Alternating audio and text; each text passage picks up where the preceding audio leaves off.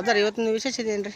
ಇದು ನೋಡ್ರಿ ಎರೆಂಚಾಳ ಅಂತಂದು ಹೇಳಿ, ಎರೆಂಚಾಳ ಗ್ರಾಮ ನಮ್ಮ ಊರಿಂದ ಒಂದು ಅರ್ಧ ಕಿಲೋಮೀಟ್ರ್ ದೂರದ ಗ್ರಾಮ ದೇವತೆಗೆ ಹುಡಿಯಲಕ್ಷ್ಮಮ್ಮ ಅಂತೇಳಿ. ಇದು ಪ್ರತಿ ವರ್ಷವೂ ನಾವು ಉತ್ತರಿ ಮಳೆಯಾಗ ಮಾಡ್ತೀವಿ ನಾವು ಇದನ್ನು. ನಮ್ಮಲ್ಲೇ ಮಳೆ ಬೆಳೆ ಕೊರತೆ ಇಲ್ಲ, ಯಾವುದಕ್ಕೂ ಕೊರತೆ ಇಲ್ಲ. ಆ ನಂತರ ಈಕಿದ ವಿಶೇಷತೆ ಏನಂತಂದ್ರೆ 7 ನೀರು ತರಬೇಕು, 7 ಕಾಳು ತರಬೇಕು. 7 ನೀರು 7 ಕಾಳು ತಂಬಂದು ಪ್ರತಿ ವರ್ಷ ನಮ್ಮ ಪೂರ್ವಿಕರು ಮಾಡ್ಕೊಂಬಂದ. ನಾವು ಇವತ್ತು ನಿನ್ನೆ ನಮ್ಮಲ್ಲಿ ಮಾಡಿದಾಗ ಸುಟ್ಟು ನಮ್ಮ ಮಳೆ ಬೆಳೆ ಯಾವುದಕ್ಕೂ ಕೊರತೆ ಆಗಿಲ್ಲ, ಏನು ಮಳೆ ಬೆಳೆ ಕೊರತೆ ಆಗಿಲ್ಲ. ನಮ್ಮೂರಿಗೆ ಇನ್ನಿತರ ಯಾವ ಅಹಿತಕರ ಘಟನೆಗಳು ಕೂಡ ಜರುಗಿಲ್ಲ ಅಂದರೆ ನಮ್ಮ ಪೂರ್ವಿಕರು ಮಾಡ್ಕೊಂಡು ಬಂದಿದ್ದೀವಿ. ನಾವು ನೀವು ಏನು ಮಾಡಿದ್ದಲ್ಲ.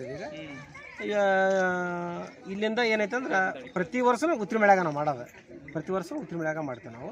ನಮಗೆ ಮಾಡ್ಕೊಂಡು ಬಂದಲ್ಲಿ ಸುಟ್ಟು ಏನು ಯಾವುದಕ್ಕೂ ಕೊರತೆ ಆಗಿಲ್ಲ, ಯಾವುದಕ್ಕೆ